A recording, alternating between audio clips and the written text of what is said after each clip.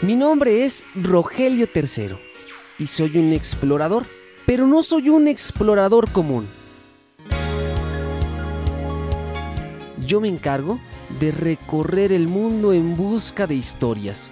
Historias fantásticas que me encanta compartir. ¿Quieres conocerlas?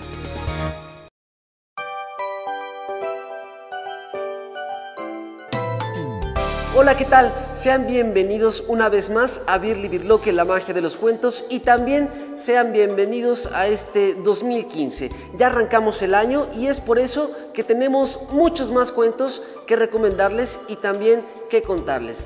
Recuerden que en este año es momento de hacer memoria de todo lo que hicimos en el 2014 y rectificar algunas cosas que quizá hicimos mal. Así es que vamos al primer cuento dramatizado del día de hoy, que tiene que ver con un niño que se llama Guillermo Jorge Manuel José. Y él, el protagonista de este cuento, vive al lado de un asilo, una casa de ancianos. Vamos a ver de qué se trata esta historia. Disfruten.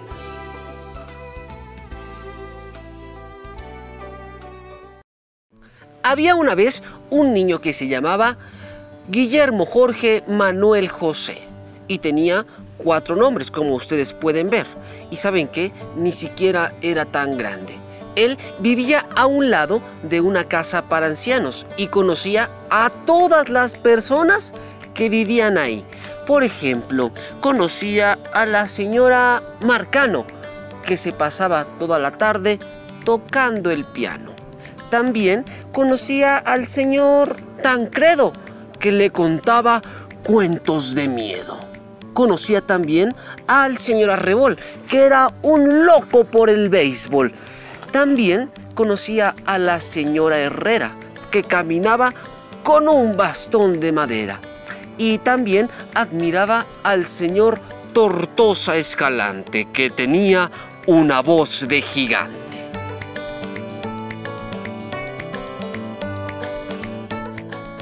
Pero sin duda, su amiga favorita era la señorita Ana. Su nombre completo era Ana Josefina Rosa Isabel, que tenía 4 nombres igualito que él. Juntos compartían muchas cosas y la señorita Ana le contaba todos sus secretos.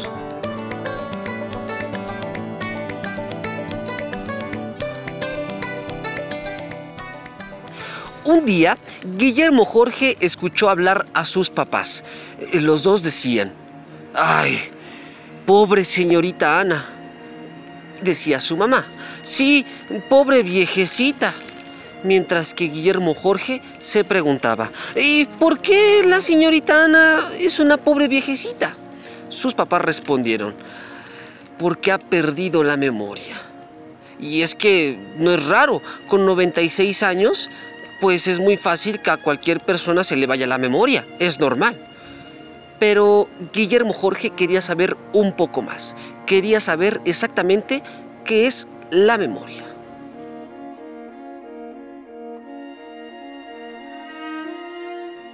Fue a ver a la señora Marcano, que se le pasaba todo el día tocando el piano.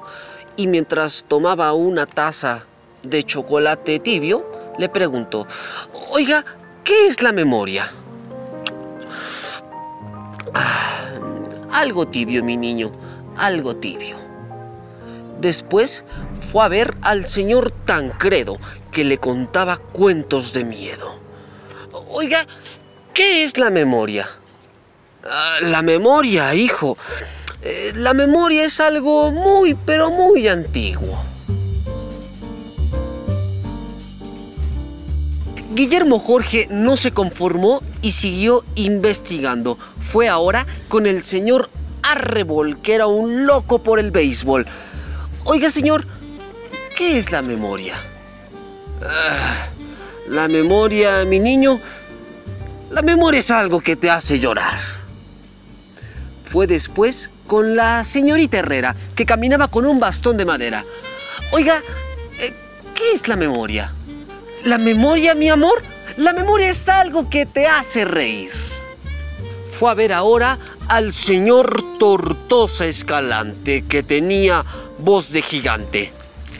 «Oiga, señor, ¿qué es una memoria?». Una memoria, mi niño, una memoria es algo precioso como el oro. El pequeño se dio cuenta de que la señorita Ana había perdido su memoria, así es que fue enseguida a buscar algunos tesoros para recuperar todos los recuerdos de la señorita Ana.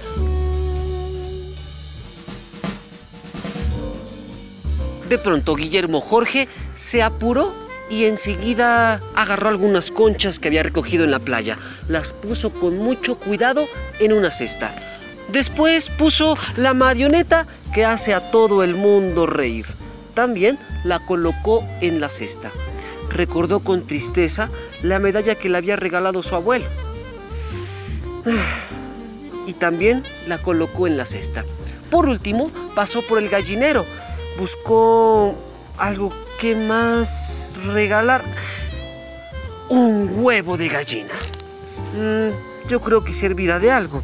Y también agarró un balón que para él era precioso como el oro. Los guardó con mucho cuidado todos aquellos elementos en su cesta y por fin emprendió de nuevo el camino de regreso a la casa de ancianos. Llegó enseguida a la casa de ancianos donde estaba la señorita Ana. Se sentó junto a ella y una por una le empezó a dar todas las cosas que el pequeño Guillermo Jorge traía en su cesta. Primero le dio el huevo de la gallina que se encontró. Enseguida la señorita Ana tomó el huevo y recordó que una vez, cuando era chiquita, se encontró un huevo de color azul en el jardín de su tía. Después vio aquella marioneta y también la hizo reír. Después sacó una concha de mar, se la colocó cerca del oído y recordó que una vez cuando era niña fue a la playa en tren. Después, con un poco de nostalgia y tristeza, tomó la medalla y recordó a su hermano menor. Desafortunadamente, él fue a la guerra y ya nunca regresó. De nuevo la guardó y, quebrándose la voz, la señorita Ana exclamó: ¡ay, qué precioso niño! Me has hecho recordar tantas cosas. ¿Te acuerdas el día que nos conocimos? ¡Qué hermoso recuerdo! Muchas gracias, mi niño. Guillermo Jorge en ese momento se sintió muy emocionado. Por último, Guillermo Jorge le lanzó la pelota que era preciosa como el oro y se la lanzó a la señorita Ana. Juntos jugaron durante horas y se rieron sin parar. Juntos habían celebrado que la memoria de la señorita Ana había sido recuperada. Y fue recuperada por un niño que tenía 4 nombres y que, por cierto, no era muy grande. Fin.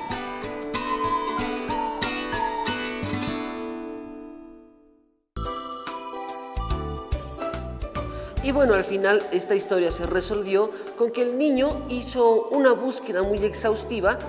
Significa que le costó mucho recuperar algunos objetos para que su amiga, la señorita Ana, pudiera recordar todo aquello que ya casi se le había olvidado.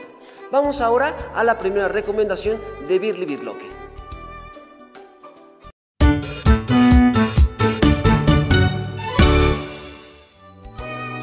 Y la primera recomendación del día de hoy es la siguiente. Es este libro que se llama Copo de Algodón. Y recuerden que también la historia es una parte muy importante de documentar los recuerdos. En este caso, Copo de Algodón es la hija de Moctezuma, que un día de pronto ve que todo en su mundo cambia. Es el momento en el que ella decide documentar toda la historia que ella ve, y es este libro que les recomendamos a todos ustedes para que conozcan un poco más de nuestros antepasados y su cosmovisión de este mundo. ¿Qué significa eso? Que vamos a ver a través de sus ojos y a través de la lectura cómo era el México antiguo.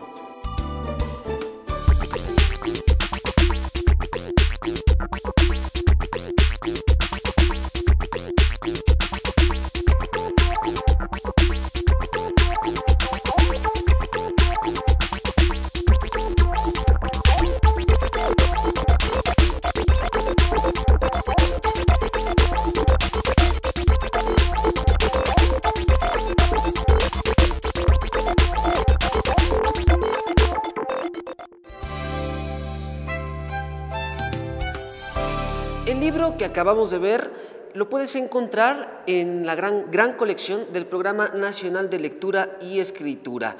Recuerda que cuando regreses a clases lo puedes buscar en tu biblioteca de aula o en tu biblioteca escolar. Vamos ahora a una breve pausa. No te muevas porque todavía tenemos algunas recomendaciones y cuentos que aquí en Birli Birloque hemos preparado para ti. No te muevas, regresamos.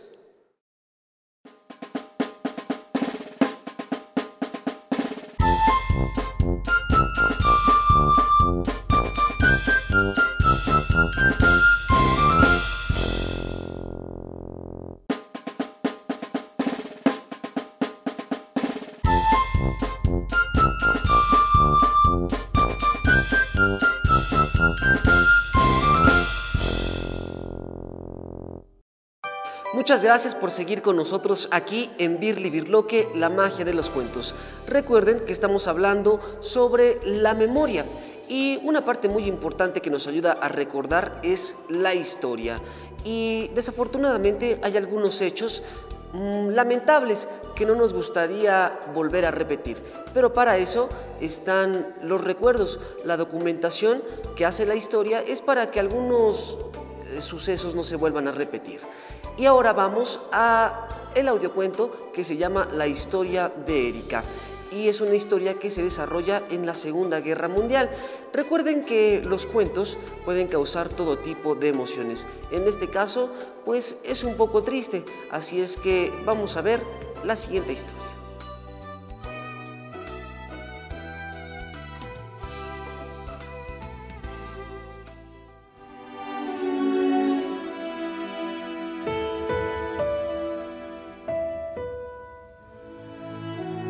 En 1995, 50 años después de la Segunda Guerra Mundial, conocí a la protagonista de esta historia.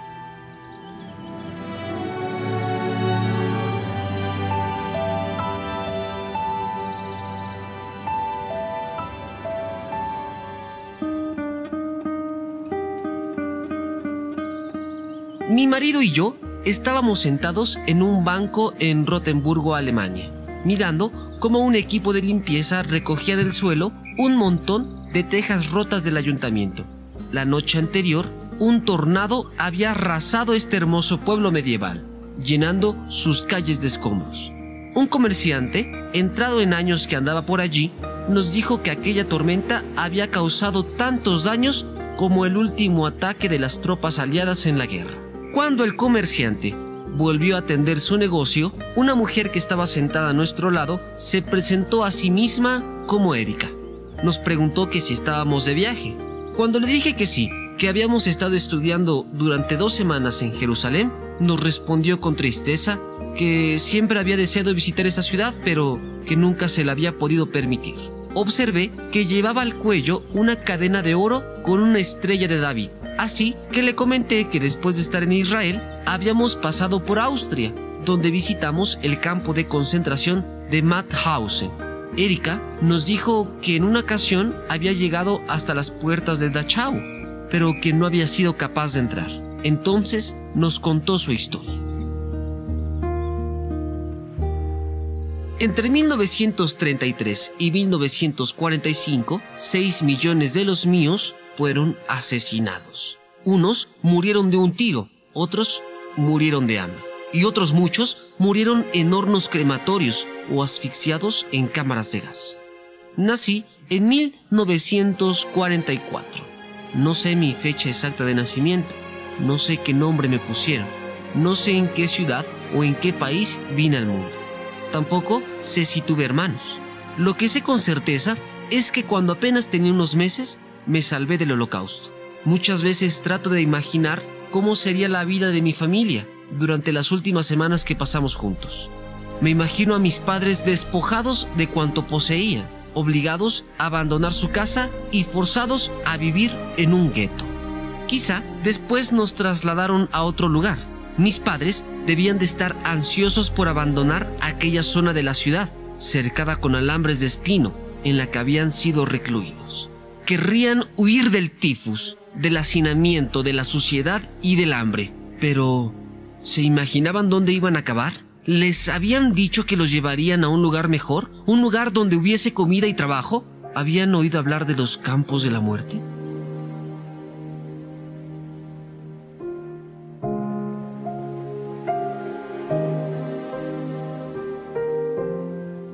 Me pregunto qué sintieron mientras eran conducidos como un rebaño a la estación de ferrocarril, junto con otros cientos de judíos, de pie, apiñados en un vagón para ganado. ¿Tuvieron miedo al oír el golpe seco del cerrojo de la puerta? Seguramente el tren fue de pueblo en pueblo, atravesando hermosos paisajes, extrañamente ajenos al terror.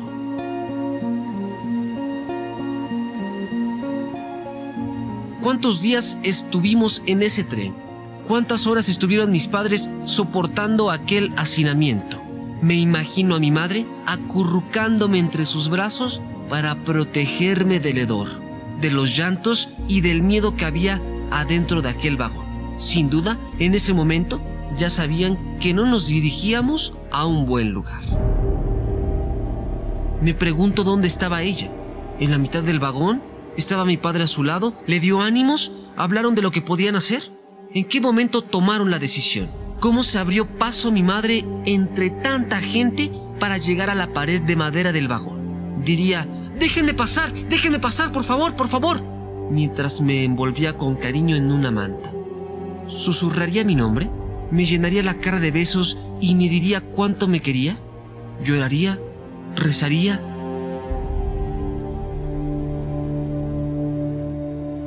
Quizá mi madre, cuando el tren redujo la marcha al pasar por un pueblo, miró a través de la ventana del vagón y con la ayuda de mi padre, forzó el alambre de espino que cubría el hueco.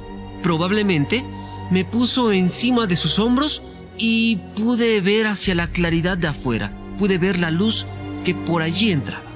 Lo único de lo que estoy segura es de lo que ocurrió después. Mi madre me tiró del tren.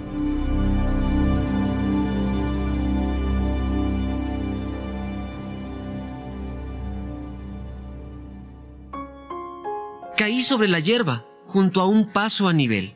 La gente que estaba esperando a que pasara el tren vio cómo me arrojaban desde un vagón de ganado. En su camino hacia la muerte, mi madre me lanzó a la vida. Alguien me recogió y me entregó a una mujer para que me cuidara. Ella arriesgó su vida por mí, calculó mi edad y me puso una fecha de nacimiento. Decidió que me llamaría Erika. Me dio un hogar, me alimentó, me vistió y me mandó a la escuela. Fue buena conmigo.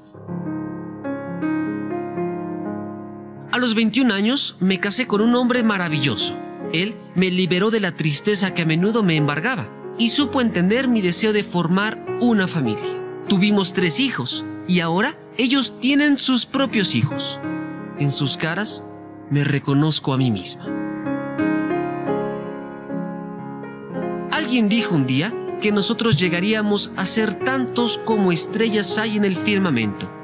6 millones de esas estrellas se apagaron entre 1933 y 1945.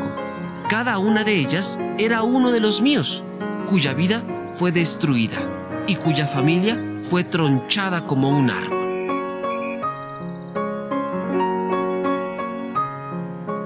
Hoy mi árbol vuelve a tener raíces y mi estrella todavía brilla en el cielo.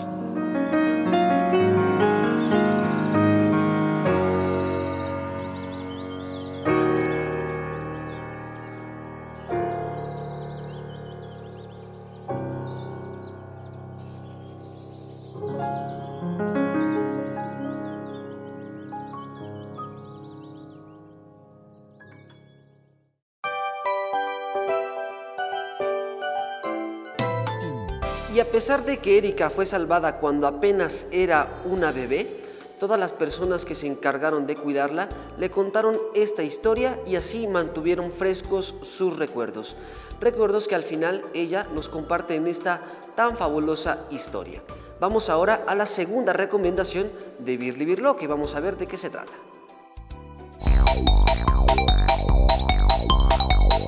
Birli Birloque te recomienda.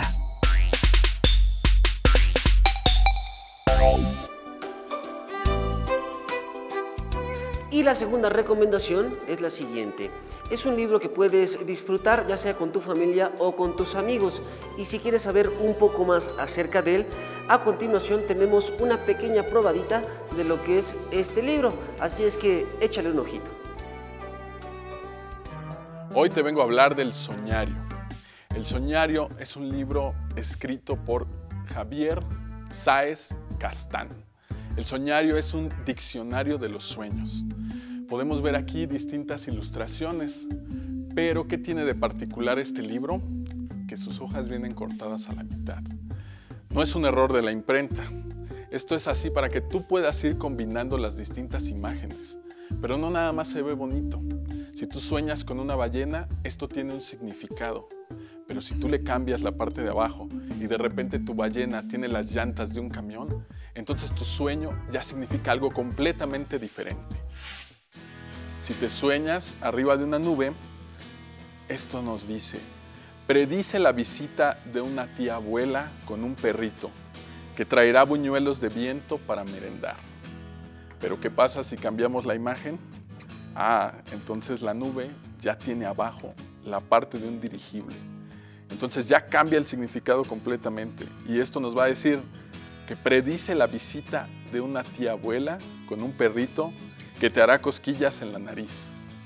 Y si ahora cambio la parte de arriba, me aparece un buque de vapor con la parte de abajo de un dirigible. Y esto significa que tu prima Aurora se casará con un capitán que te hará cosquillas en la nariz.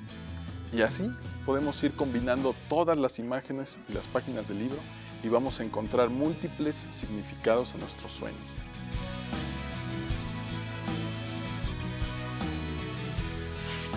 Esto sucede siempre en nuestros sueños. De repente estamos arriba y luego estamos abajo. Abrimos una puerta y llegamos a un lugar completamente distinto. De repente vamos volando y cuando menos nos damos cuenta estamos parados en un avión o caímos en un auto. Todas estas mezclas es lo que nos va a mostrar Soñario. Este libro, que tiene un formato totalmente distinto a los que estás acostumbrado a leer, lo vamos a encontrar en las salas de lectura y vamos a encontrarnos también muchos libros con distintos formatos, libros que se abren como un acordeón, libros que se leen al revés, libros que abrimos y salen de ellos castillos y tienen hasta movimiento. Todo esto para despertar nuestra imaginación.